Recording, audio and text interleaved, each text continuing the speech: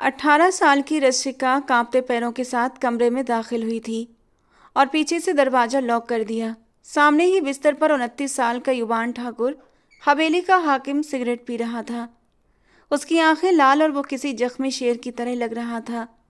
मेज पर वो तलाक का नोटिस पड़ा था, जिसने पूरे परिवार में युवान का तमाशा बना दिया था कि वो नामर्द है। अपनी नई नवेली कम उम्र पत्नी को संतुष्ट नहीं कर सका। उसके अंदर इतनी मर्दानगी ही नहीं। युवान धीरे से उठता है, सिगरेट एस्ट्रे में मसलता है और रशिका की तरफ बढ़ता है। तो मैडम को लगता है कि मैं नामर्द हूँ। वो रशिका को बाजू से पकड़कर दीवार से लगा देता है और रशिका की सिसकियाँ थम जाती हैं। आज मैं बताऊंगा मर्दानगी क्या होती है और बिस्तर पर पत्नी को खुश कैसे किया जाता है कि उसकी जबान पर फिर कभी ये शब्द भूल कर भी ना आए। ये कहते हुए उसने अपनी शर्ट के बटन खोले थे।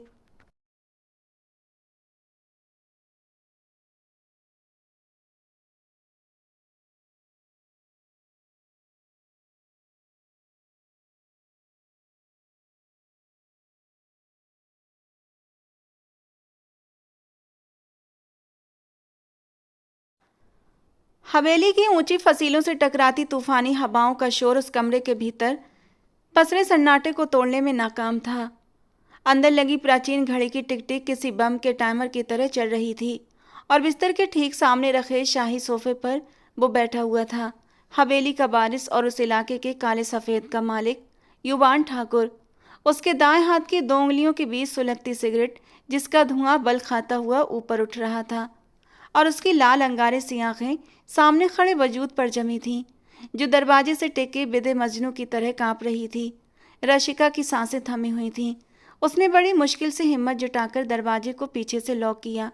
क्लिक की आवाज़ सन्नाटे में गोली की तरह गूंज उठी। युवान ने धीरे से सर उठाया। चेहरे पर गहरी गंभीरता और जबड़ों में तीखा तनाव था। मेज पर रखा वो पीले रंग का कागज पिछले 3 घंटों में युवान ठाकुर की इज्जत, अहम और मर्दानगी को तार तार कर चुका था। वो तलाक का नोटिस था, जिस पर जले हुए अक्षरों में लिखा था कि रशिका अपने पति से उसकी शारीरिक कमी के कारण अलग होना चाहती है। युवान ने सिगरेट को एस्ट्रे में इतनी बेरहमी से मसल दिया कि वो टूट कर बिखर गई। वो आहिस्ता से अपनी जगह से उठा। जब उसका 6 फुट 2 इंच का शक्तिशाली कद रशिका की ओर बढ़ा, तो नाजुक सी रशिका को लगा मानो छत उस पर आ गिरेगी। तो मैडम को लगता है कि मैं नामर्द हूँ। उसकी आवाज़ इतनी धीमी और ठंडी थी कि रशिका की रीढ़ की हड्डी में सिहरन दौड़ गई। वो पीछे हटना चाहती थी, मगर पीछे बंद दरवाजा था। युवान ठाकुर ने एक ही झटके में उसका बाजू दबोच लिया और उसे दीवार से लगा दिया। रशिका के मुंह से हल्की सी चीख निकल गई। तुमने भरी पंचायत में मेरे परिवार के सामने, मेरे दुश्मनों के सामने मेरी मर्दानगी को ललकारा है रशिका। तुमने मेरी खामोशी को मेरी कमजोरी समझ लिया। मैंने तुम्हारे साथ भलाई करनी चाहिए। तुम्हारी कम उम्र, तुम्हारी नाजुकी को ख्याल में रखते हुए तुमसे एक दूरी बनाकर रखी, और तुमने इस बात का फ़ायदा उठाया, मुझे ही बदनाम करके रख दिया। वो उसके चेहरे के इतना करीब था कि रशिका को उसकी गर्म सांसें अपने चेहरे पर महसूस हो रही थीं, जिनमें तंबाकू की बू रची बसी हुई थी। मैं रशिका के गले से आवाज़ नहीं निकल रही थी। उसके आंसू तेजी से बह रहे थे। आज मैं तुम्हें बताऊंगा कि युवान ठाकुर क्या चीज़ है। आज इस कमरे में सिर्फ दो ही आज इस कमरे से सिर्फ 2 ही चीज़ें बाहर जाएंगी, या तो तुम्हारी लाश या फिर तुम्हारी ये गलतफहमी। युवान का लहजा दरिंदों जैसा था। उसने रशिका का दुपट्टा अपनी मुट्ठी में जकड़ लिया था। रशिका ने आंखें भींच लीं और फिर वक्त का पहिया उल्टा घूम गया, क्योंकि ये नफरत और ये गजब उस एक लम्हे की पैदाइश नहीं था, बल्कि इसकी बुनियाद तो तब पड़ी थी जब रशिका ने होश संभाला था और युवान ठाकुर उसकी ज़िंदगी का केंद्र और धुरी बन चुका था।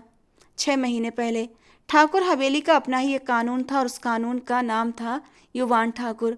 ये हवेली कई कनाल में फैली हुई थी, जहाँ ठाकुर परिवार की कई पीढ़ियाँ आबाद थीं। सबसे बड़े दादा ठाकुर थे, मगर व्यावहारिक रूप से हुकूमत युवान की ही चलती थी। वो हवेली का वो शेर था जिसकी दहाड़ से रसोई में काम करने वाली नौकरानियाँ ही नहीं, घर की मालकिनें तक सहम जाती थीं। रशिका इस हवेली के कोने में रहने वाली अनाथ लड़की थी, युवान के छोटे चाचा की साली, जो बचपन में ही माँ बाप की साय से महरूम हो गई थी।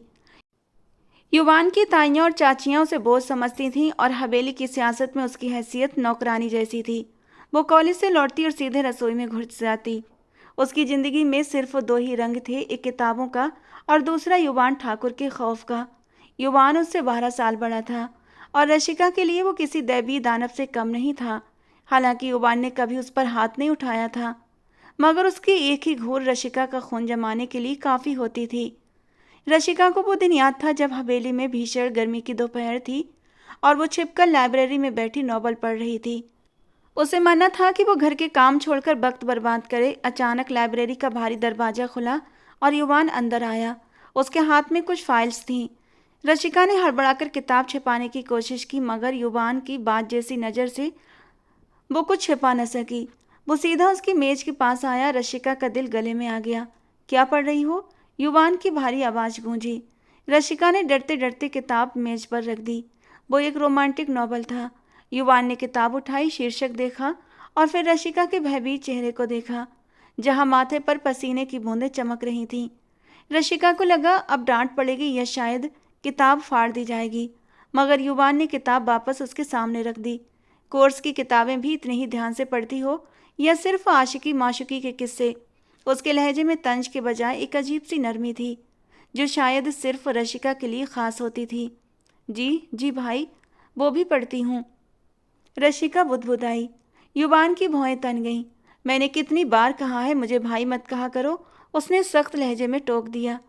तुम्हारी जुबान पर मेरा नाम क्यों नहीं आता? रशिका को समझ नहीं आता था वो युवान को नाम से कैसे पुकारे। वो तो उसके साय से भी डरती थी। सॉरी, उसने सिर झुका लिया।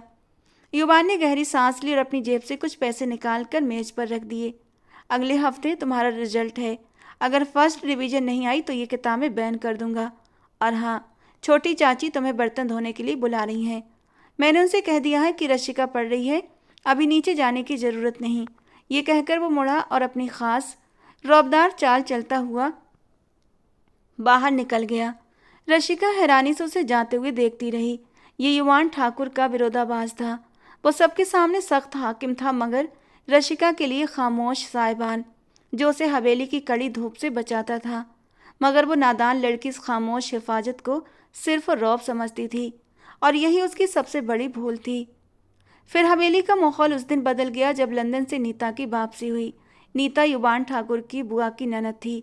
युवान की बुआ की कोई औलाद नहीं थी, तो वो अपनी छोटी ननद को ही अपनी औलाद समझती थीं। जब उनकी शादी हुई थी उस समय नीता सिर्फ 5 साल की थी।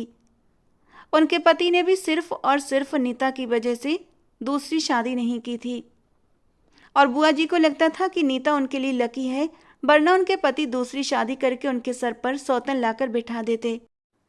पिछले 5 सालों से वो लंदन में फैशन डिजाइनिंग कर रही थी। वो हवेली की पारंपरिक वातावरण में किसी धमाके की तरह दाखिल हुई थी। जीन्स और टॉप पहने, बालों को सुनहरे रंग में रंगे हुए और मेकअप की परतों में छुपी नीता बेहद खूबसूरत थी, मगर उसका हुस्न बनावटी था। आते ही वो सबकी नज़रों का केंद्र बन गई, मगर उसकी अपनी निगाहें सिर्फ युवान को तलाश कर रही थीं। वो बचपन से ही युवान की दीवानी थी और अब लंदन से लौटने का मकसद ही युवान से शादी करना था। रात के खाने के लिए पूरा टेबल सजा दिया गया था। सब लोग मौजूद थे। नीता जानबूझकर युवान के पास वाली कुर्सी पर बैठी। युवान, तुम तो बिल्कुल बदल गए हो यार, और कितने हैंडसम हो गए हो। बिल्कुल ग्रीक गॉड लग रहे हो। उसने बेझिझक युवान के बाजू पर हाथ रख दिया। रशिका, जो सबको रोटियां देने में व्यस्त थी, ये दृश्य देखकर ठिठक गई। युवान ने नापसंदगी से अपने बाजू को ऐसे झटका जैसे वहां कोई गंदगी लग गई हो। नीता, ये हवेली है, लंदन का नाइट क्लब नहीं। यहाँ तमीज से बात की जाती है और मर्दों के जिस्म पर हाथ नहीं लगाया जाता। युवान का लहजा इतना सपाट और तीखा था कि पूरे टेबल पर सन्नाटा छा गया। नीता का चेहरा फक पड़ गया, मगर वो ढिठाई से मुस्कुरा दी। ओ कम ऑन युवान, तुम अभी तक वही पुराने जमाने की जागीरदार हो। थोड़ा चिल किया करो। दुनिया चांद पर पहुंच गई और तुम अभी तक हवेली की चारदीवारी में कैद हो। युवान ने उसकी बात का जवाब देना भी गवारा नहीं किया और इशारे से रशिका से पानी मांगा।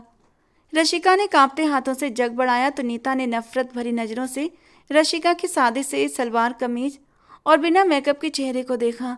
उससे पहली ही नज़र में इस लड़की से सख्त चिढ़ हो गई थी, क्योंकि युवान की निगाहें बार बार उसी सादी सी लड़की के आसपास घूम रही थीं।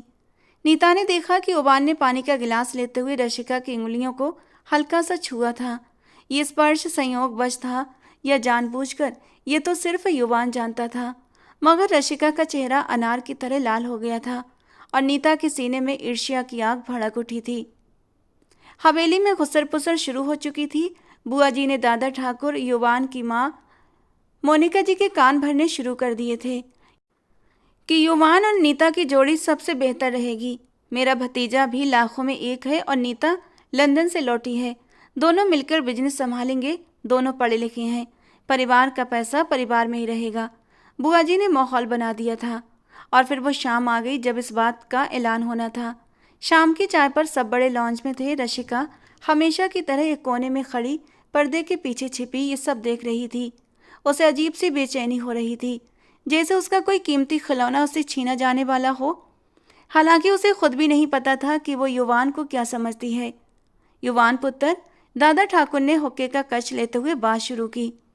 तुम्हारी बुआ जी चाहती हैं कि तुम और नीता एक हो जाओ, और हमने भी सोचा है कि ये रिश्ता ठीक ठाक है। तुम अब 29 साल के हो गए हो। हवेली को बारिश चाहिए और नीता से बेहतर कौन हो सकता है। कमरे में खामोशी छा गई। नीता शर्माने की अदाकारी करते हुए दुपट्टा संवारने लगी। युवान ने चाय का कप मेज पर रखा और बड़े बड़े इत्मीनान से सब लोगों के चेहरे को देखा। उसकी नज़र आखिर में कोने में खड़ी रशिका पर जाकर ठहर गई, जिसका आधा चेहरा दिख रहा था और आंखों में डर साफ झलक रहा था। मुझे ये रिश्ता मंजूर नहीं। युवान ने मानो वहां पर बम फोड़ दिया। बुआ जी उछलकर सीधी हो गई। क्या मतलब? मेरी ननद में आखिर क्या कमी है? शहजादी है वो, लंदन से डिग्री लेकर आई है, और तुम जानते हो इस रिश्ते के लिए तुम्हारे फूफा जी का कितना मन है। मैं उन्हें क्या जवाब दूंगी कि उनकी बहन को ठुकरा दिया गया, जिसे वो अपनी बेटी से कम नहीं मानते। युवान ने ठंडेपन से कहा, बुआ जी, शहजादी होगी आपके लिए, मेरे लिए वो सिर्फ रिलेटिव है। मुझे ऐसी मॉडर्न और आज़ाद ख्याल बीबी नहीं चाहिए जो हवेली के उसूलों को कैद समझे और जिसे अपने ड्रेस से ज़्यादा दूसरों की नज़रों की फिक्र हो। तो फिर तुम्हें कैसी बीबी चाहिए? दादा ठाकुर ने गुस्से से पूछा। क्या पूरी जिंदगी ऐसे ही कुंवारे रहोगे? कौन सी हूर उतरेगी तुम्हारे लिए? युवान अपनी जगह से खड़ा हुआ। उसने अपनी शॉल कंधे पर सही की और पूरे भरोसे से रशिका की तरफ उंगली का इशारा किया। अगर इस हवेली में युवान ठाकुर की दुल्हन कोई बनेगी तो वो ये लड़की होगी, रशिका। ये कोई जुमला नहीं था, एक जलजला था जिसने हवेली की बुनियादें हिलाकर रख दी। रशिका के हाथ से कांच का गिलास छूटकर जमीन पर गिरा था और चकनाचूर हो गया। सबकी नजरें एक साथ ही रशिका पर उठी थीं, जो डर और हैरानी से पत्थर बनी खड़ी थी। नीता ने मानो कोई भूत देख लिया हो। ये 2 टके की अनाथ लड़की। युवान, तुम्हारा दिमाग तो खराब नहीं हो गया? इसके पास है क्या? न शक्ल, न अकल, न स्टेटस। ये तो हमारी नौकरानी बनने के काबिल है, और तुम इसे ठकुराइन बनाना चाहते हो। तुम मुझे ठुकराकर इस नौकरानी को चुन रहे हो।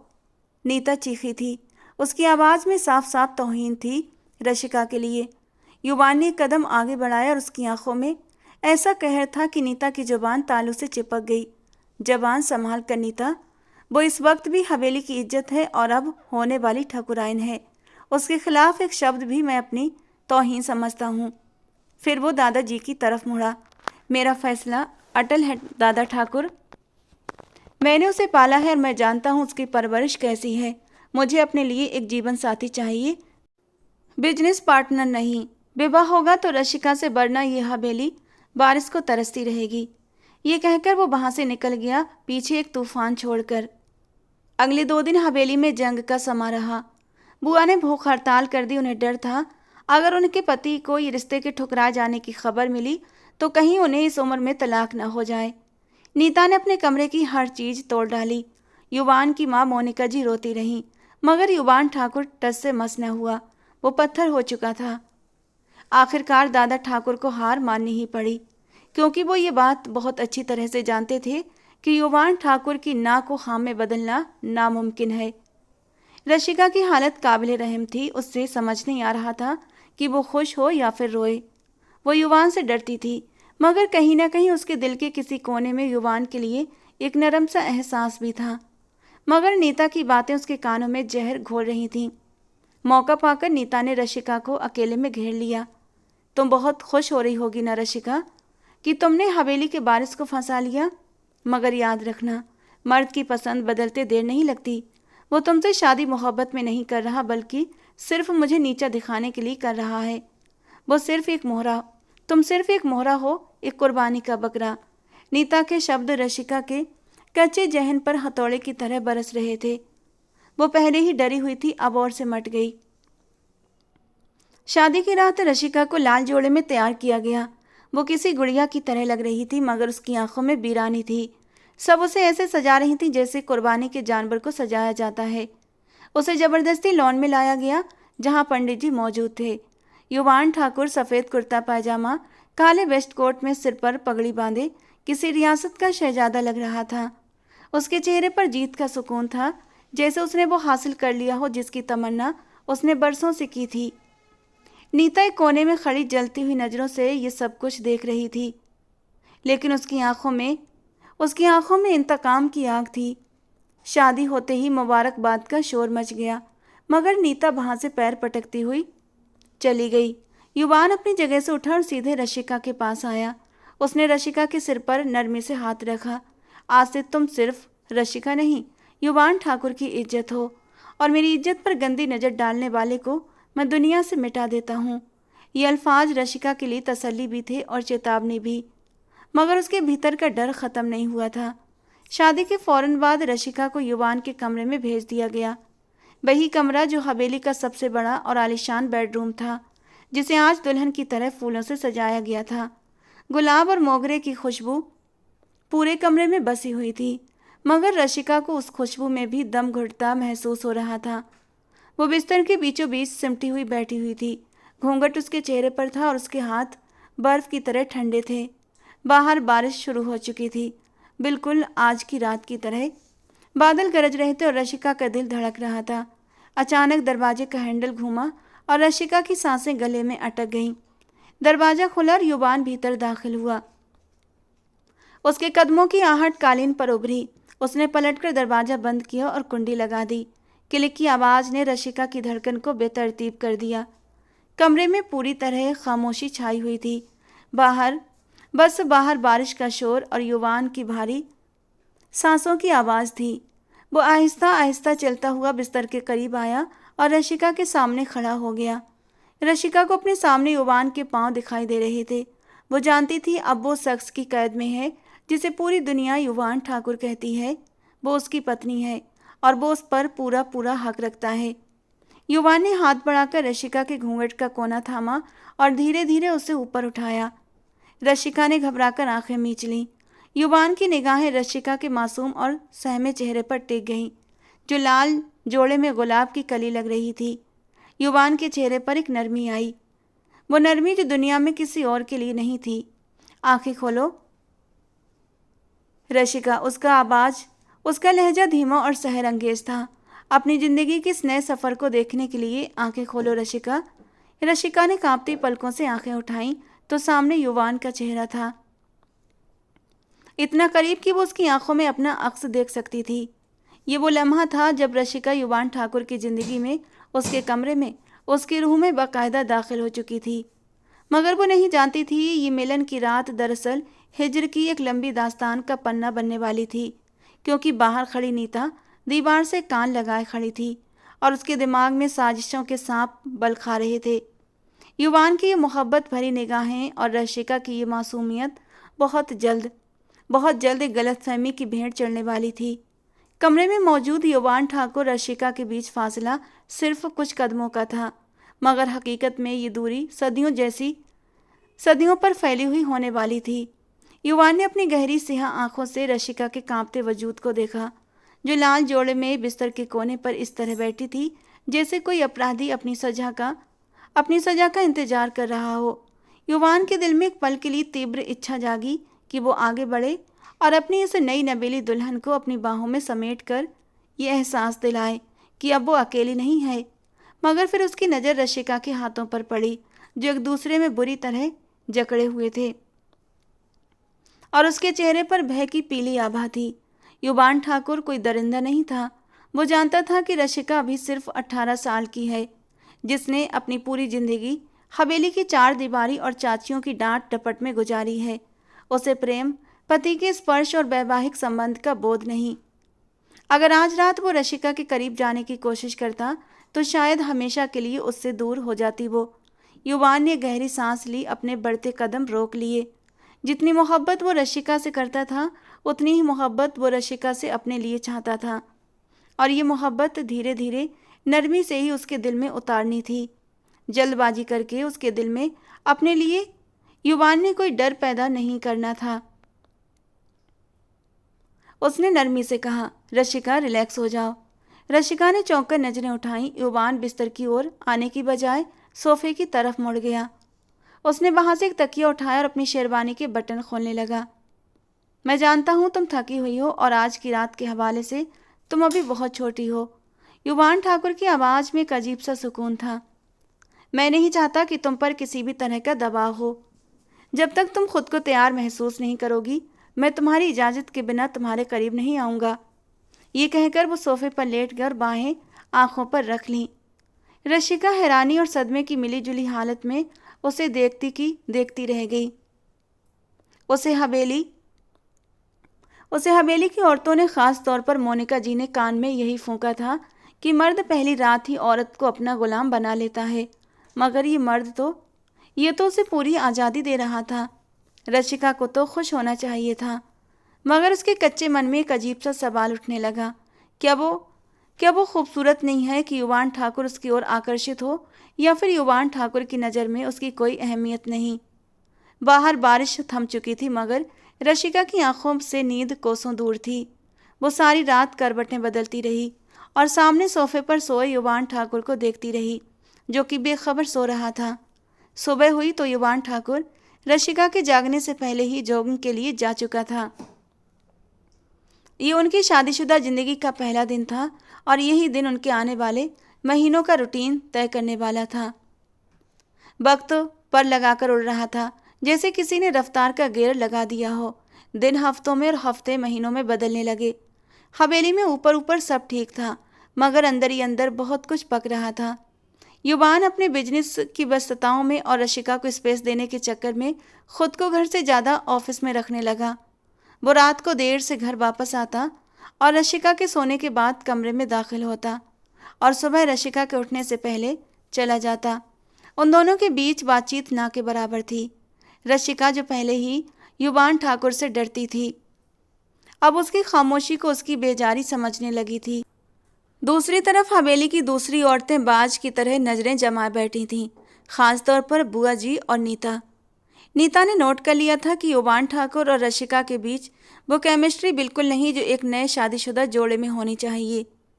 उसने नौकरानियों के जरिए ये भी जासूसी करवाई, और जब उसे ये खबर मिली कि युवान ठाकुर अब भी सोफे पर सोता है और रशिका के बिस्तर की चादरों पर कोई शिकन नहीं होती, तो उसके चेहरे पर एक शैतानी मुस्कान फैल गई। तो ये बात है, नीता ने शीशे में अपना अक्स देखते हुए खुद से कहा। युवान ठाकुर, तुमने मुझे ठुकराकर इस कच्ची कली को चुना था ना। अब देखो मैं इस कली के हाथों तुम्हारी अना को कैसे कुचलती हूँ। नीता ने अपना जाल बुनना शुरू कर दिया। वो जानती थी कि रशिका एक खाली स्लेट की तरह है, जिस पर जो चाहो लिख दो वो मान लेगी। एक दोपहर जब सारी औरतें अपने अपने कमरों में आराम कर रही थीं, रशिका अकेली लॉन में बैठी उदासी से फूलों को देख रही थी। उसे युवान ठाकुर की याद आ रही थी, मगर वो उसके रवैये से नाखुश भी थी। तभी नीता वहां पर आ पहुंची। उसके हाथ में जूस के 2 गिलास थे। अरे रशिका, तुम यहाँ अकेली क्यों बैठी हो? नीता ने बेहद हमदर्दी से पूछा और एक गिलास उसकी ओर बढ़ा दिया। रशिका झिझकी, मगर ले लिया। बस यूं ही दीदी, दिल घबरा रहा था, रशिका ने मासूमियत से जवाब दिया। नीता उसके पास बैठ गई, गहरी आह भरी और उसके कंधे पर हाथ रख दिया। मैं समझ सकती हूँ रशिका, नई नवेली दुल्हन और पति का ऐसा रवैया कोई भी लड़की बर्दाश्त नहीं कर सकती। रशिका चौंकी। आप क्या कह रही हैं? नीता ने अदाकारी दिखाते हुए उदासी से सिर हिलाया। देखो रशिका, तुम मेरी छोटी बहनों जैसी हो। मुझसे तुम्हारा ये बुझा हुआ चेहरा नहीं देखा जाता। पूरा परिवार बातें कर रहा है कि शादी को 3 महीने हो गए, मगर युवान ठाकुर अब तक तुम्हें पत्नी का दर्जा नहीं दे पाया। रशिका का रंग उड़ गया। वो बस काम में व्यस्त रहते हैं। उसने युवान ठाकुर का बचाव करने की नाकाम कोशिश की। नीता ने एक तंज भरी हंसी हंसी। काम? अरे पगली, मर्द चाहे जितना भी व्यस्त हो अपनी नई नवेली बीवी के लिए वक्त निकाल ही लेता है। मगर मसला व्यस्तता नहीं है, मसला तो कुछ और है। नीता ने राजदाराना अंदाज में सरगोशी की। मसला युवान ठाकुर के शरीर में है। रशिका का दिल जोर से धड़क उठा। क्या मतलब? नीता ने इधर उधर देखा जैसे कोई सुन ना रहा हो और फिर जहर उगलना शुरू किया। रशिका, तुम्हें लगता है कि युवान ठाकुर ने मुझे क्यों रिजेक्ट किया था? क्योंकि वो जानता था कि मैं लंदन में पढ़ी लिखी लड़की हूँ। मैं उसकी हकीकत जान जाऊंगी। उसे तुम जैसी सीधी सादी लड़की चाहिए थी जो उसकी कमी पर पर्दा डाल सके। रशिका को लगा जैसे उसके कानों में किसी ने पिघला हुआ शीशा उंडेल दिया हो। कौन सी कमी? उसने कांपती आवाज में पूछा। नीता ने उसकी आंखों में आंखें डालकर झूठ बोला। युवान ठाकुर मेडिकल तौर पर अनफिट है। वो नामर्द है रशिका, इसीलिए वो तुम्हारे करीब नहीं आता। इसीलिए वो रातों को देर से आता है ताकि तुम्हारा सामना न करना पड़े। लंदन में सबको ये बात पता थी, तभी वहाँ की लड़कियों ने उसे भाव नहीं दिया और यहाँ उसने तुमसे शादी करके अपनी इज्जत बचा ली। मगर तुम्हारी जवानी, तुम्हारी जिंदगी तो बर्बाद हो गई ना। नीता के शब्द रशिका के दिमाग पर हथौड़ों की तरह बरस रहे थे। उसका मासूम मन इस भयानक साजिश को समझने में असमर्थ था। उसने पिछले 3 महीनों का दृश्य अपने दिमाग में दोहराया। युवान ठाकुर का उससे दूर दूर रहना, सोफे पर सोना, उसके करीब न आना, सब कुछ नीता की बात की पुष्टि कर रहे थे। रशिका की आंखों में आंसू आ गए। नहीं नीता दीदी, ऐसा नहीं हो सकता। वो रो पड़ी। नीता ने उसे गले लगा लिया और मगरमच्छ के आंसू बहाने लगी। मुझे तुम पर बहुत तरस आता है रशिका, इतनी प्यारी लड़की और ऐसा बांझ नसीब। अगर तुम चाहो तो अब भी अपनी ज़िंदगी बचा सकती हो। अभी तुम्हारी उम्र ही क्या है? क्या सारी ज़िंदगी उस व्यक्ति की देखभाल में गुजार दोगी जो तुम्हें कभी पूरी औरत का दर्जा न दे सके?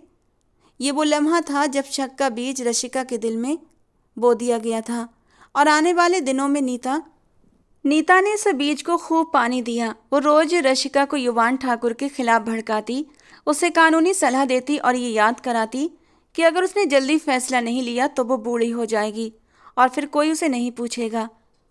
रशिका मानसिक तौर पर परेशान होती जा रही थी। युवान जब भी घर आता, रशिका उसे अजीब सी नज़रों से देखती जिनमें हमदर्दी और शिकायत होती। युवान समझता था शायद वो घर में कैद होने की वजह से उदास है। वो उसे शॉपिंग के लिए पैसे देता, उसके लिए ढेर सारे तोहफे भी लाता, मगर बस अपना वक्त नहीं दे पाता और यही उसकी सबसे बड़ी गलती थी। आखिरकार वो अभिशप्त दिन भी आ पहुंचा जब रशिका पूरी तरह नीता के नियंत्रण में आ चुकी थी। नीता उसे चुपके से एक महिला वकील के पास ले गई।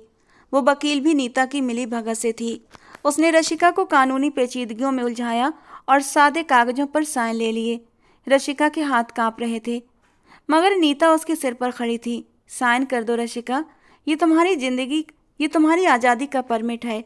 रशिका ने बंद आंखों से दस्तखत कर दिए। उसे पता ही नहीं था उसने अपनी बर्बादी के परमिट पर दस्तखत किए हैं। इस तलाक के नोटिस में कारण लिखा गया था पति की शारीरिक कमजोरी और वैवाहिक अधिकारों का पालन न करना, जो किसी भी मर्द, खास तौर पर युवान ठाकुर जैसे जमींदार के लिए मौत से बदतर गाली थी। हफ्ते की वो सुबह हवेली के लिए कयामत साबित हुई। नाश्ते की मेज पर सब मौजूद थे। दादा ठाकुर, मोनिका जी, बुआ जी, नीता और युवान ठाकुर भी। युवान ठाकुर अखबार पढ़ रहा था और चाय पी रहा था। रशिका अपने कमरे में थी। उसमें इतनी हिम्मत नहीं थी कि वो युवान का सामना कर सके। तभी बाहर गेट से नौकर एक पीले रंग का बड़ा सा लिफाफा लेकर आया। बड़े सरकार, कचहरी से कोई कागज आया है, युवान ठाकुर साहब के नाम का। नौकर ने लिफाफा दादा ठाकुर को पकड़ा दिया। युवान ने अखबार से नज़र हटाकर सवालिया नज़रों से देखा। मेरे नाम? मैंने तो कोई केस फाइल नहीं किया। दादा ठाकुर ने चश्मा ठीक किया और लिफाफा खोल दिया। जैसे जैसे वो पढ़ते गए उनके बूढ़े हाथों में कपकपी बढ़ती गई। चेहरे का रंग मिट्टी जैसा हो गया और आखिर में वो कागज उनके हाथ से छूटकर मेज पर गिर गया। ये क्या है? उनकी आवाज़ में बेयकीनी थी। बुआ ने झपटकर वो कागज उठाया और पढ़ते ही एक जोरदार कहकहा लगाया, ऐसा जहरीला कहकहा कि परिंदे भी उड़ गए। अरे वाह भाई साहब, देख लिया आपने अपने लाडले का कारनामा। मैं न कहती थी ये रिश्ता गलत है। लो पढ़ लो, आज उसकी अपनी पत्नी ने क्या कर दिखाया। बुआ जी ने वो कागज हवा में लहराया और सबको सुनाकर पढ़ा। मिसेज रशिका युवान ठाकुर अपने पति से तलाक चाहती है क्योंकि वो शारीरिक रूप से उसके योग्य नहीं है। मेज पर सन्नाटा सा छा गया, ऐसा सन्नाटा जैसे किसी ने सबके गले काट दिए हों। मोनिका जी ने सीधा अपने दिल पर हाथ मारा था। हाय, मैं मर गई, ये क्या बकवास है। नीता ने अपनी मुस्कान छुपाते हुए चेहरे पर नकली सदमा सजाया। ओ माय गॉड, तो रशिका सच कह रही थी, बेचारी। युवान ठाकुर अपनी जगह पर पत्थर का पुतला बन बैठा था। उसका चेहरा जो कुछ देर पहले तक शांत था अब लाल हो चुका था। उसकी नसें तैर रही थीं। उसके लिए ये केवल कागज का टुकड़ा नहीं था, बल्कि उसके शौर्य और इज्जत पर ऐसा तमाचा था जिसकी गूंज पूरे शहर में सुनाई दे रही थी। उसने धीरे से हाथ बढ़ाकर वो कागज बुआ के हाथ से लिया। उसकी आंखों में वो वीरानी थी जो तूफान से पहले आती है। उसने एक शब्द नहीं कहा, कोई सफाई नहीं दी, बस वो कागज मुट्ठी में दबा लिया और कुर्सी को पीछे धकेलते हुए खड़ा हो गया। उसके अंदर का शेर जाग चुका था, जख्मी शेर। युवान, ये सब झूठ है ना? मोनिका जी रोते हुए उसके पीछे लपकी थीं, मगर युवान ने हाथ के इशारे से उन्हें रोका। वो तेज कदमों से सीढ़ियों की तरफ बढ़ा। उसके कदमों की धमक से जमीन तक हिल रही थी। दादा ठाकुर ने उसे पुकारा, मगर आज उसे कोई रोक नहीं सकता था। नीता ने बुआ जी को आंख मारी और दोनों के चेहरों पर एक कमीनगी भरी खुशी फैल गई कि आज युवान ठाकुर का घमंड मिट्टी में मिल गया। युवान सीढ़ियां फांदता हुआ ऊपर की ओर जा रहा था और उसके दिमाग में सिर्फ एक ही बात के गूंज रहा था, शारीरिक कमजोरी।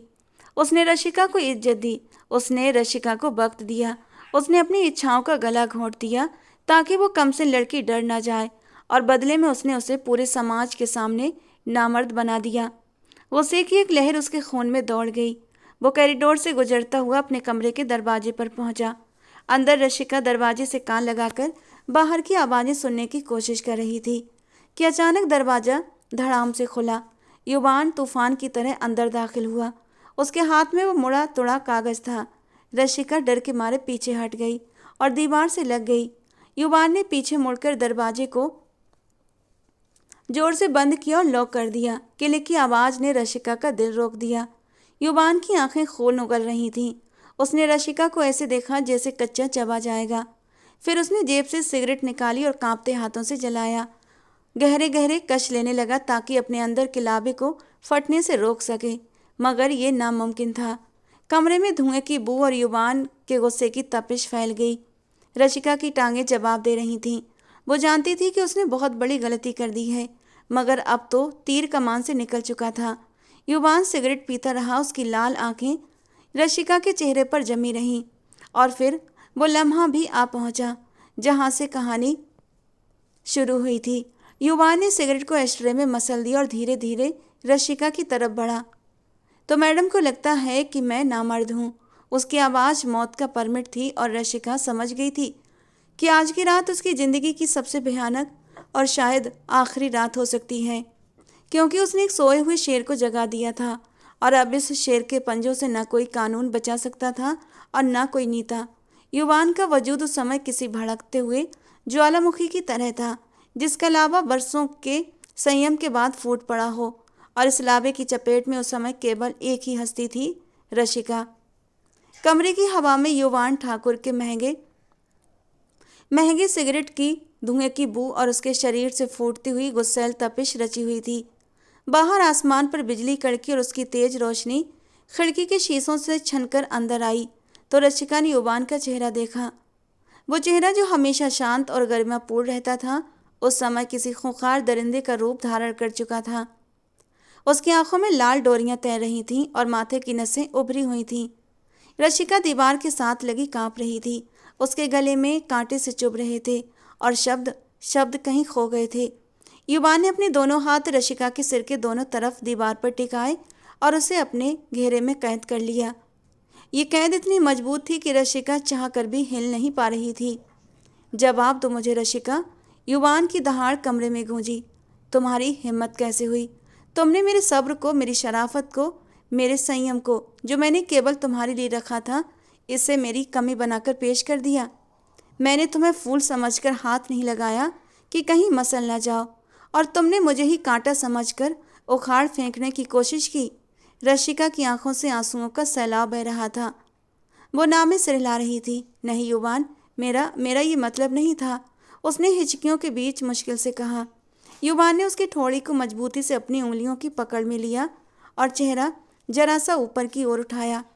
तो और क्या मतलब था तुम्हारा? वो कागज, वो तलाक का नोटिस, वो क्या था? तुमने पूरी दुनिया को बताया कि युवान ठाकुर एक अधूरा मर्द है। युवान ठाकुर की आवाज़ में अब दर्द और गुस्सा दोनों मिक्स हो गए थे। बोलो, किसके कहने पर किया ये? तुम तो इतनी मासूम थी कि तुम्हें पति पत्नी के रिश्ते का मतलब भी नहीं पता था। फिर ये शारीरिक कमजोरी का शब्द तुम्हारे दिमाग में किसने डाला? रशिका अब और झूठ नहीं बोल सकती थी। उसकी सांसें घुट रही थीं और युवान का ये रूप उसकी जान ले रहा था। नीता दीदी ने, रशिका चीख पड़ी, मुझे नीता दीदी ने बताया था कि आप ठीक नहीं हैं। आपके अंदर पत्नी को संतुष्ट करने वाले गुण नहीं और इसीलिए आप मेरे करीब नहीं आते और मुझसे अलग सोफे पर जाकर सोते हैं। उन्होंने कहा था कि लंदन में सब जानते हैं कि आप फिट नहीं हैं, इसीलिए आप मेरे करीब नहीं आते। रशिका ने सच उगल दिया और फूट फूट कर रोने लगी। जैसे ही नीता का नाम युवान ठाकुर के कानों में पड़ा, उसके शरीर का तनाव एक पल के लिए थम गया। आंखें हैरानी से फैल गईं और वो हैरानी तुरंत ही एक गहरी समझ में बदल गई। फिर एक कड़वी मुस्कान उसके होंठों पर उभर आई। नीता, उसने धीरे से ये नाम दोहराया। तो ये उस नागिन का खेल था। युवान ठाकुर को सब कुछ समझ में आ गया। वो जानता था कि नीता उससे कितना जलती है, मगर उसने ये कभी नहीं सोचा था कि वो इस जलन में इतनी आगे तक बढ़ जाएगी कि एक मासूम लड़की की जिंदगी और उसके पति की इज्जत से खेलेगी। युवान का गुस्सा अभी ठंडा नहीं हुआ था। उसने रशिका की आंखों में आंखें डालकर कहा, और तुमने मान लिया? तुमने उस औरत की बात पर यकीन कर लिया जिसकी आंखों में तुम्हारे लिए केवल ईर्ष्या थी? तुमने अपने पति से, अपने युवान से एक बार पूछना गवारा नहीं किया? रशिका ने शर्मिंदगी से नजरें झुका लीं। मैं डर गई थी। वो सब कहते थे कि मेरी जिंदगी बर्बाद हो जाएगी।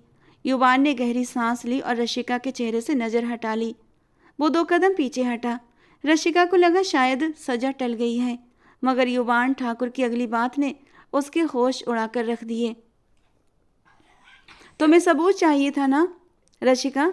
तुम्हें शक था ना कि मैं मर्द नहीं हूँ? युवान ठाकुर ने अपनी शर्ट के बटन खोलना शुरू कर दिए। उसकी आवाज़ में ऐसा ठहराव था जो तूफान से अधिक खतरनाक था। तुमने अदालत से सबूत मांगा था, मगर अफसोस तुम गलत जगह चली गई।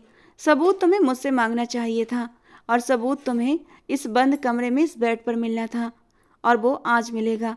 रशिका की आंखों में दहशत उतर आई। नहीं युवान, प्लीज़ प्लीज़ मुझे माफ़ कर दो। वो हाथ जोड़ने लगी और पीछे खिसकती हुई दीवार के कोने तक पहुंच गई।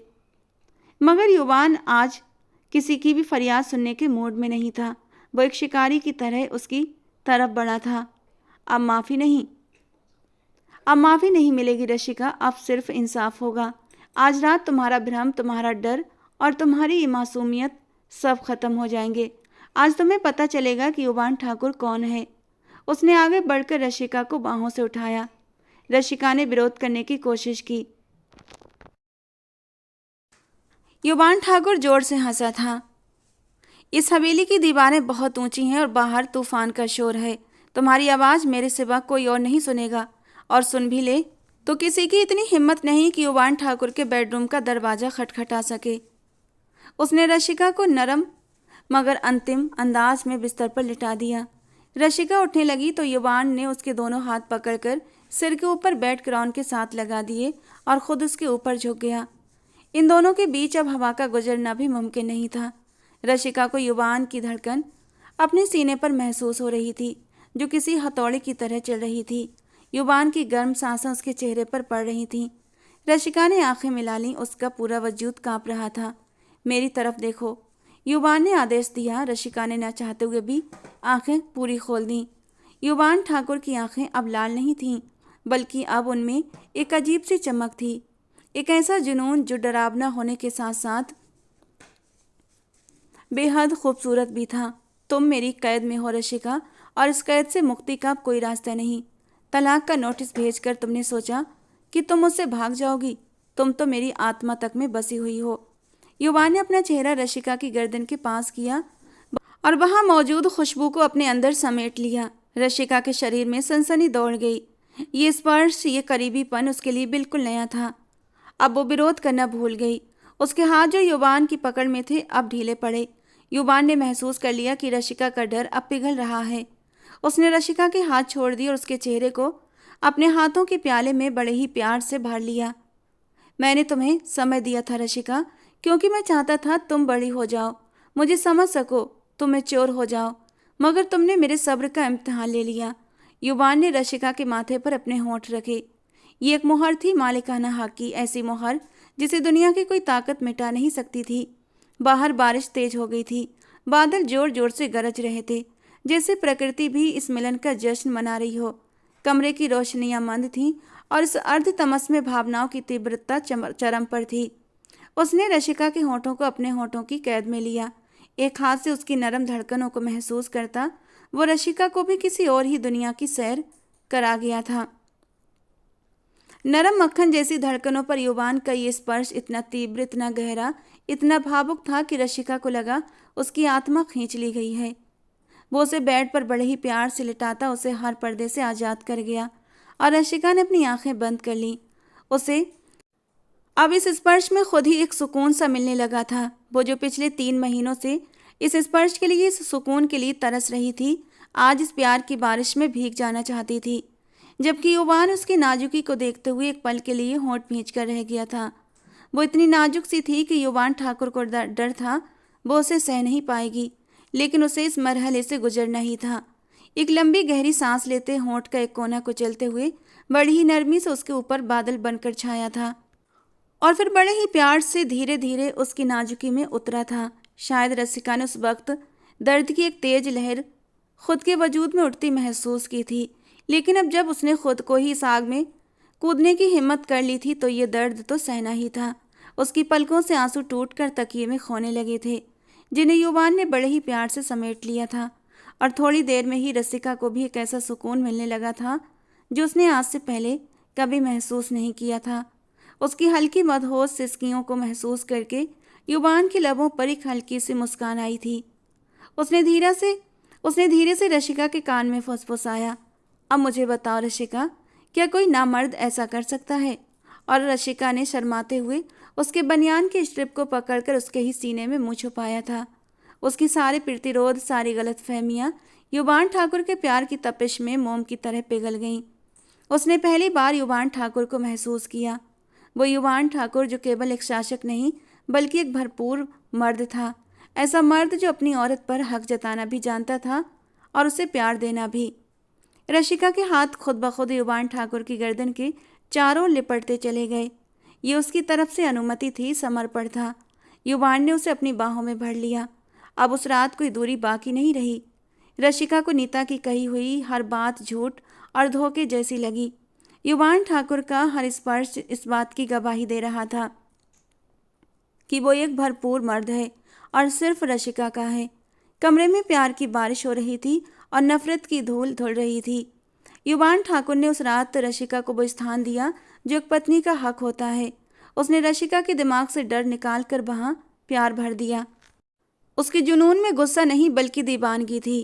वो रशिका को ये महसूस कराना चाहता था कि वो उसके लिए कितनी महत्वपूर्ण है। रात के पिछले पहर जब तूफान थम चुका था, रशिका युवान के सीने पर सिर रखकर शांति से सो रही थी। उसके चेहरे पर गुलाबी निखार था और युवान ठाकुर जाग रहा था और बड़े ही प्यार से रशिका के बालों में उंगलियां फेर रहा था। सोच रहा था कि इस पागल लड़की ने कैसे लोगों की बातों में आकर अपनी खुशियां दांव पर लगा दी थीं। मगर अब नहीं, अब युवान ठाकुर जाग चुका था और वो अपनी खुशियों की सुरक्षा करना जानता था। सुबह सूरज की किरणें खिड़की से अंदर आईं तो रशिका की आंख खुली। उसने खुद को युवान ठाकुर की बाहों के घेरे में पाया। उसे रात का ख्याल आया तो शर्म से उसका चेहरा लाल हो गया। उठने की कोशिश की मगर युवान ने पकड़ मजबूत कर ली। कहाँ जा रही हो? युवान की नींद में डूबी भारी आवाज़ आई। उसने आंखें खोलकर रशिका को देखा जो शर्म से पानी पानी हो रही थी। छोड़ो, सुबह हो गई है, किसी ने देख लिया तो? रशिका ने नजरें चुराकर कहा। युवान ठाकुर मुस्कुराया, एक भरपूर और संतुष्ट मुस्कान। देख लेने दो, पत्नी हो तुम मेरी, कोई गुनाह नहीं किया हमने। उसने रशिका का माथा चूमा। अब बताओ, अभी भी कोई शक है या और सबूत चाहिए? युवान ने शरारत से पूछा। रशिका ने तुरंत उसके मुंह पर अपना हाथ रख दिया। बस करो, मुझे बहुत शर्मिंदगी हो रही है। मैं बहुत बेवकूफ़ थी। मैंने आप पर भरोसा नहीं किया। रशिका की आंखों में फिर से नमी आ गई। युवान गंभीर हो गया। उसने रशिका का हाथ चूमा। कोई बात नहीं, गलती तुम्हारी नहीं थी। तुम्हारी उम्र कच्ची है और दुश्मन चालाक। मगर अब तुम्हें वादा करना होगा रशिका, चाहे कुछ भी हो जाए, चाहे पूरी दुनिया मेरे खिलाफ हो जाए, तुम कभी मेरा साथ नहीं छोड़ोगी। बात करोगी मुझसे, किसी तीसरे से नहीं। रशिका ने युवान के सीने पर सिर रखा। मैं वादा करती हूँ युवान, मरते दम तक आपकी कैद में रहूंगी। जब दोनों तैयार होकर नीचे उतरे तो हवेली का माहौल बदल चुका था। नाश्ते की मेज पर सन्नाटा था और सबको ही रात के तूफान की खबर थी और सब युवान की प्रतिक्रिया के इंतजार में थे। नीता तो खासकर बहुत खुश थी। उसे यकीन था कि रात युवान ने रशिका को मार पीट कर घर से निकाल दिया होगा या फिर कम से कम कमरे में बंद कर दिया होगा। जैसे ही सीढ़ियों पर आहट हुई, सबने मुंह मोड़ा और सभी की आंखें फटी की फटी रह गईं। युवान ठाकुर सीढ़ियां उतर रहा था और उसके साथ रसिका थी। रसिका ने लाल रंग का सूट पहना हुआ था और उसके चेहरे पर अद्भुत चमक थी। वो किसी रानी की तरह युवान के साथ चल रही थी। युवान का हाथ रशिका की कमर पर था, जो इस बात का साफ ऐलान था कि सब कुछ ठीक है, बल्कि पहले से भी मजबूत। नीता के हाथ से चाय का कप छलक उठा। ये कैसे हो सकता है? युवान ठाकुर मेज पर आया और रशिका के लिए कुर्सी खींची। बैठो डियर वाइफ, उसने ऊंची आवाज में कहा ताकि सब सुन सकें। मोनिका जी की जान में जान आई। शुक्र है मेरे भगवान, सब ठीक हो गया। युवान ने अपनी कुर्सी पर बैठकर एक नज़र नीता पर डाली, जो पीली पड़ चुकी थी। बुआ जी, युवान ने सख्त लहजे में पुकारा। नीता को समझा दें कि दूसरों के घरों में झांकने की बजाय अपने गिरेबान में झांके। मेरा और मेरी बीबी का मामला अदालत तक पहुंचाने की कोशिश की गई है, मगर याद रखो, अदालत भी सबूत मांगती है और मेरा सबूत। उसने रशिका की ओर देखकर मुस्कुराया। मेरी बीबी के चेहरे की खुशी है। रशिका एकदम से शर्मा गई और नीता जल भुनकर कबाब हो गई। उसका वार उल्टा पड़ चुका था। वो वहां से उठकर चली गई। समय बीतता गया और रशिका और युवान ठाकुर का प्यार दिन प्रतिदिन मजबूत होता गया। नीता ने कई बार कोशिश की कि उनके बीच दरार डाले, मगर अब रशिका वो डरी सहमी लड़की नहीं रही थी। वो जानती थी कि उसे युवान का विश्वास कैसे जीतना है। कुछ महीनों के बाद हवेली में फिर एक जश्न का माहौल था। नाश्ते की मेज पर सब मौजूद थे। नीता भी वहां थी, जो अब तक अपनी हार का शोक मना रही थी और अभी भी उम्मीद लगाए बैठी थी कि शायद युवान रशिका से बेजार हो जाए। अचानक रशिका को खाने की महक से मिचली सी हुई तो उसने तुरंत मुंह पर हाथ रखा और तेजी से वॉशरूम की ओर भागी थी। युवान घबराकर उसके पीछे गया। रशिका, क्या हुआ? मोनिका और बाकी औरतें भी पीछे गईं। डॉक्टर को तुरंत बुलाया गया। युवान चिंता में कमरे में चक्कर काट रहा था, जबकि लेडी डॉक्टर अंदर रशिका को चेक कर रही थी। कुछ देर के बाद दरवाज़ा खुला और डॉक्टर मुस्कुराती हुई बाहर आई। मुबारक हो, डॉक्टर ने खुशखबरी सुनाई, आप बाप बनने वाले हैं। ये सुनते ही युवान ठाकुर के चेहरे पर ऐसी खुशी फैल गई जो बयां से बाहर थी। उसने भगवान का धन्यवाद किया। मोनिका जी ने श्रद्धापूर्वक भगवान जी के चरणों में अपना सर रख दिया। दादा ठाकुर ने खुशी में हवाई फायरिंग का आदेश दे दिया। युवान ठाकुर कमरे में गया जहां रशिका बेड पर लेटी हुई थी। उसका चेहरा कमजोरी के बावजूद भी दमक रहा था। युवान उसके पास बैठा और उसके हाथों को चूम लिया। धन्यवाद रशिका, तुमने मेरी जिंदगी पूरी कर दी। तुमने मुझे वो खुशी दी जिसकी मैंने कभी कल्पना की थी। रशिका की आंखों में खुशी के आंसू थे। ये सब आपकी मोहब्बत है युवान। दूसरी ओर लाउंज में खड़ी नीता ये खबर सुनकर दीवार से टिक गई। ये उसकी अंतिम हार थी।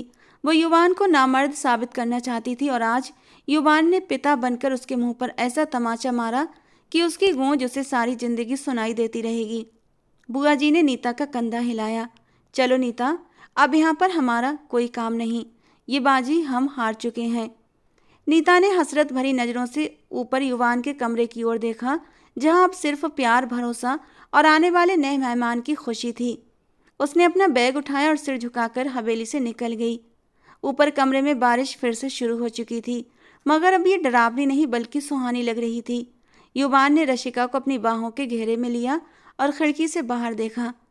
तुम ठीक कह रही थी रशिका, उसने रशिका के कान में फुसफुसाया। तुम मेरी कैद में हो और अब ये नन्हा मेहमान भी मेरी कैद में आ रहा है। अब तुम चाहकर भी मुझसे दूर नहीं जा सकती। रशिका मुस्कुराई और अपना सिर युवान ठाकुर के सीने पर रख दिया। मुझे आज़ादी की कोई ज़रूरत नहीं युवान, आपकी कैद ही मेरा स्वर्ग है, और इस स्वर्ग में अब कभी कोई तलाक का नोटिस, कोई नीता या कोई गलतफहमी दाखिल नहीं हो सकती, क्योंकि इसकी बुनियाद अब विश्वास और सच्चे प्यार पर रखी गई है। हवेली के माहौल में आज एक अलग ही तरह का सुकून और खुशी का रंग बिखरा हुआ था। पिछले 9 महीनों का सफ़र किसी खूबसूरत सपने की तरह बीता था, जिसमें युवान ने अपनी रशिका को फूलों की तरह संभाला था। वो व्यक्ति जो कभी हवेली में अपनी दहाड़ और रौब के लिए मशहूर था, अब अपनी प्रेग्नेंट पत्नी की नाज नखरों में सबसे आगे रहता। समय ने पंख लगा दी और वो घड़ी आ गई जिसका पूरे ही परिवार को बड़ी ही बेसब्री से इंतजार था। हवेली को आज किसी दुल्हन की तरह सजाया गया था। हर तरफ बिजली के चमकते झूमर थे, देगें चढ़ाई जा रही थी और मेहमानों का आगमन जारी था। ये कोई शादी समारोह नहीं, बल्कि ठाकुर परिवार के वारिस की उपस्थिति का जश्न किसी शाही शादी से कम नहीं था। लॉन्ज में औरतों का हुजूम था, जहां खुशबू और रंग बिरंगे वस्त्रों की बहार थी। मगर इन सब के बीच एक चेहरा ऐसा भी था जिस पर आग लग रही थी, और वो चेहरा नीता का था। बुआ के जोर देने और परिवार की नाक रखने के लिए उसे समारोह में भाग लेना पड़ा, जबकि उसका दिल तो अंदर ही अंदर जल रहा था। वहीं रशिका, जिसे कुछ महीने पहले नीता अनाथ और बेसहारा समझकर कुचलने की कोशिश में लगी हुई थी, आज हवेली की रानी बनी हुई थी और युवान की आंखों का तारा थी। नीता कोने वाले सोफे पर बैठी बार बार नजरें ऊपर सीढ़ियों की ओर उठाती रही, जहां लेडी डॉक्टर और नर्सें रशिका के कमरे में मौजूद थीं, और बाहर युवान ठाकुर बेचैनी से टहल रहा था। युवान की हालत देखने लायक थी। उसके चेहरे पर पसीने की बूंदें चमक रही थीं। वो बार बार अपनी कलाई की घड़ी देख रहा था। उसका दिल कर रहा था कि वो अंदर चला जाए, मगर मोनिका जी ने सख्ती से मना कर दिया था। युवान पुत्र, तुम नीचे जाओ, मर्दों का यहाँ क्या काम? मोनिका जी ने उसे कई बार टोका, मगर युवान ने जिद्दी बच्चे की तरह वहीं जमने का फैसला किया। नहीं माँ, रशिका अंदर तकलीफ में है और मैं वहाँ चैन से कैसे बैठ सकता हूँ। उसकी आवाज़ में वो दर्द था जो केवल एक प्यार करने वाला पति ही महसूस कर सकता है। नीचे बैठी नीता ये दृश्य देखकर अपनी मुट्ठी खींच रही थी। ड्रामे हैं सब, उसने बुआ जी के कान में सरगोशी की। देख लेना, बेटा नहीं बेटी होगी, और फिर युवान का सारा जोश ठंडा पड़ जाएगा। ठाकुर परिवार को बारिश चाहिए और वो ये कमज़ोर लड़की नहीं दे सकेगी। नीता अब भी अपनी खाम ख्याली में थी कि शायद किस्मत उसे कोई और मौका दे दे। समय रेंग रहा था और युवान की बेचैनी बढ़ती जा रही थी कि अचानक कमरे के अंदर से बच्चे के रोने की आवाज़ आई। युवान का दिल छलांग लगाकर एकदम गले में आ गया था। वो दरवाजे की ओर भागा ही था कि एक और आवाज़ गूंजी। एक नहीं बल्कि 2 बच्चों के रोने की आवाज़ें एक साथ फिजा में गूंज उठीं। पूरा कॉरिडोर गूंज उठा। दरवाज़ा खुला और नर्स मुस्कुराती हुई बाहर आई। उसके हाथों में 2 सफ़ेद कपड़ों में लिपटे हुए नन्हे नन्हे से वजूद थे। युवान के कदम वहीं ठहर गए। बधाई हो सरदार साहब। नर्स की आवाज़ खुशी से कांप रही थी। भगवान ने आपकी सुन ली। एक नहीं बल्कि 2 शहजादे आए हैं, जुड़वा बेटे हुए हैं। ये खबर सुनते ही युवान ठाकुर वहीं भगवान जी के सामने झुक गया। उसकी आंखों से आंसू निकलकर कालीन में समा गए। नीचे हॉल में मौजूद मोनिका ने जब ये खबर सुनी तो खुशी से नारा लगाया, हे भगवान जी, तेरा लाख लाख धन्यवाद। युवान को 2 चांद आ गए। हवेली में खुशी का तूफान उमड़ पड़ा। दादा ठाकुर ने अपनी बंदूक निकाली और खुशी से हवाई फायरिंग शुरू कर दी। ढोल की थाप पर नौकर भी भांगड़े डालने लगे। नीता का रंग पीला पड़ गया। उसके पैरों तले से जमीन खिसक गई। 2 बेटे, वो बड़बड़ाई, ये नामुमकिन है। युवान कांपते हाथों से अपने बेटे को गोद में उठा चुका था, एक दाएं हाथ में और एक बाएं हाथ में। वो दोनों नन्हे वजूद आंखें बंद किए मुट्ठियां भींचे रो रहे थे। युवान को लगा कि उसने पूरी कायनात को अपनी बाहों में समेट लिया है।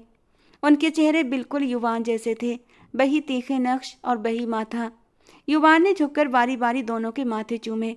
उसके आंसू बच्चों के गालों पर गिरे। इस हवेली में स्वागत है मेरे शेरों, उसने भारी आवाज में कहा। तुमने आते ही अपने पापा का सिर गर्व से ऊंचा कर दिया। वो बच्चों को लेकर रशिका के पास अंदर गया। रशिका बेड पर निढाल लेटी थी। उसका रंग पीला था, मगर आंखों में ममता की ऐसी चमक थी जिसने कमरे को रोशन कर रखा था। युवान ने बच्चों को उसके बगल में लिटाया और रशिका के माथे को प्यार से छुआ। धन्यवाद रशिका, तुमने मुझे आज वो दिया है जिसकी कीमत मैं 7 पीढ़ियों तक चुका नहीं सकता। रशिका मुस्कुराई। आंखों से खुशी के आंसू बह निकले। ये आपकी अमानत है युवान, मैंने तो बस संभाले रखा। इस भावुक पल को देखकर डॉक्टर और नर्सें भी मुस्कुरा दी। कुछ देर बाद जब रशिका और बच्चों को तैयार कर दिया गया तो परिवार वालों को अंदर आने की अनुमति मिली। सबसे पहले दादा ठाकुर और मोनिका जी आए। उन्होंने बच्चों से नोट वार कर सदका दिया। फिर बुआ और नीता जी की बारी आई। नीता कदम घसीटते हुए अंदर आई। उसकी नजरें युवान पर थीं, जो रशिका के सिरहाने बैठा उसका हाथ थामे हुए था, और दूसरी तरफ दो खूबसूरत बच्चे सो रहे थे। ये एक पूर्ण परिवार था, एक ऐसी तस्वीर जिसमें नीता के लिए कोई जगह नहीं थी। युवान ने सिर उठाकर नीता को देखा। उसकी नज़र में कोई ताना नहीं था, कोई गुस्सा नहीं, बल्कि सिर्फ एक विजयी मुस्कान थी। देखो नीता, युवान ने नरमी से कहा, भगवान जिसे चाहता है इज्जत देता है। तुमने जिस व्यक्ति को अधूरा कहा था, आज भगवान ने उसे दुगनी खुशी दी है। नीता की आंखों में शर्मिंदगी के बजाय जलन थी, मगर अब वो कुछ नहीं कर सकती थी। बधाई हो, उसने मुश्किल से कहा और वहां से चली गई। उसका गर्व, उसकी खूबसूरती, उसकी साजिशें सभी इन दो नन्हे बच्चों के आगमन के साथ ही दम तोड़ चुकी थीं। हवेली में जश्न जारी था, मिठाइयाँ बांटी जा रही थीं और बाहर युवान ठाकुर के बारिशों की खबर पूरे इलाके में आग की तरह फैल चुकी थी। रात देर तक मेहमान जा चुके थे और हवेली का शोर थम गया था, तो कमरे में सिर्फ युवान, रशिका और उनके दो नन्हे शहजादे जाग रहे थे। थोड़ी देर के बाद बच्चे अब शांत होकर सो चुके थे। रशिका बेड की टेक से कमर लगाकर बैठी थी और युवान उसके पैर दबा रहा था। युवान, ये आप क्या कर रहे हैं? कोई आ जाएगा। रशिका ने पैर पीछे खींचने की कोशिश की, मगर युवान ने पकड़ मजबूत रखी। कोई नहीं आएगा, और आ भी जाए तो क्या, अपनी पत्नी की सेवा कर रहा हूँ, युवान ने मुस्कुराकर कहा। रशिका का चेहरा शर्म से गुलाबी हो गया। वैसे युवान, आपको नहीं लगता ये दोनों बिल्कुल आप पर गए हैं? गुस्सा भी आप जैसा ही होगा इनका, रशिका ने सोते हुए बच्चों की ओर देखकर कहा। युवान ने एक भौं उठाई। बिल्कुल, मुझ पर जाने चाहिए, शेरों के बच्चे शेर ही होते हैं। और फिर उसने शरारत से रशिका की ओर देखा। लेकिन आंखें तुम पर गई हैं, बही मासूमियत और बही डर। रशिका ने मुंह बनाया। मैं डरपोक नहीं हूँ। युवान हंस पड़ा और बेड पर उसके करीब आकर बैठ गया। अच्छा, फिर वो तलाक की रात वाला डर याद कराऊं? रशिका ने तुरंत उसके मुंह पर हाथ रख दिया। प्लीज युवान, उस शापित दिन को याद मत करें। मैं तो बस, युवान ने उसका हाथ पकड़कर चूम लिया। जानता हूँ, मैं तो बस छेड़ रहा था। फिर वो गंभीर हुआ और बच्चों की ओर इशारा किया। पता है रशिका, जब मैंने पहली बार इन्हें देखा तो मुझे लगा मेरी जिंदगी का मकसद पूरा हो गया। ये दोनों हमारी मोहब्बत की निशानी है, हमारी उस कैद की निशानी जिसे तुम तोड़ना चाहती थी। रशिका ने युवान के कंधे पर सिर रख दिया। मैं पागल थी युवान, मुझे नहीं पता था आपकी कैद इतनी खूबसूरत होगी। अब तो अगर आप मुझे रिहा भी करना चाहें तो मैं नहीं जाऊंगी। युवान मुस्कुराते हुए रशिका को अपने घेरे में ले गया। अब तो जाने का सवाल ही पैदा नहीं होता मेरी जान। पहले तुम सिर्फ मेरी पत्नी थी, अब तुम इन दो बदमाशों की माँ भी हो। अब तो सजा उम्र कैद में बदल गई है। रशिका हंस पड़ी। हे भगवान जी, उम्र कैद? युवान ने उसकी नाक खींची। जी हाँ, उम्र कैद बामशक्कत। अब तुम्हें इन दोनों को भी संभालना होगा और उनके पापा के नखरे भी उठाने होंगे। रशिका ने नकली गुस्से से उसे घूरा। इनके पापा के नखरे तो शादी के पहले दिन से ही उठा रही हूँ। अब बेटों की बारी है। युवान ने उसके कान में सरगोशी की। फिक्र मत करो, बेटों को मैं संभाल लूंगा, तुम बस मुझ पर ध्यान दो। रशिका का चेहरा लाल अनार हुआ। आप सुधर नहीं सकते, युवान ने ठाका लगाया। सुधर गया तो युवान ठाकुर कैसे रहूंगा? बाहर चांद अपनी पूरी आबोताब से चमक रहा था और कमरे के अंदर मोहब्बत की चांदनी फैली हुई थी। युवान और रशिका ने एक दूसरे का हाथ थामा और अपने बच्चों को देखा। उनका सफ़र जो गलतफहमियों और साजिशों के तूफान से शुरू हुआ, अब एक शांत तट पर लंगर डाल चुका था, जहां सिर्फ और सिर्फ मोहब्बत, विश्वास और खुशियों का बसेरा था। जलन और दुनिया की बातें अब उनके छोटे से स्वर्ग में कोई मायने नहीं रखती थीं, क्योंकि युवान की कैद अब रशिका के लिए दुनिया का सबसे सुरक्षित और खूबसूरत स्थान बन चुकी थी। तो दोस्तों, आज की हमारी कहानी आपको कैसी लगी कमेंट बॉक्स में ज़रूर बताना। पसंद आई हो तो प्लीज़ लाइक करना। ऐसी और प्यारी प्यारी और रोमांटिक सी कहानियों के लिए हमारे चैनल के साथ जुड़े रहें। दोस्तों, कहानी को एक लाइक और एक प्यारा सा कमेंट करके ज़रूर जाया करें, यह हमारे लिए एक बहुत बड़ा मोटिवेशन होता है। तो चलिए दोस्तों, मिलते हैं एक अगली नई प्यारी रोमांटिक सी कहानी के साथ।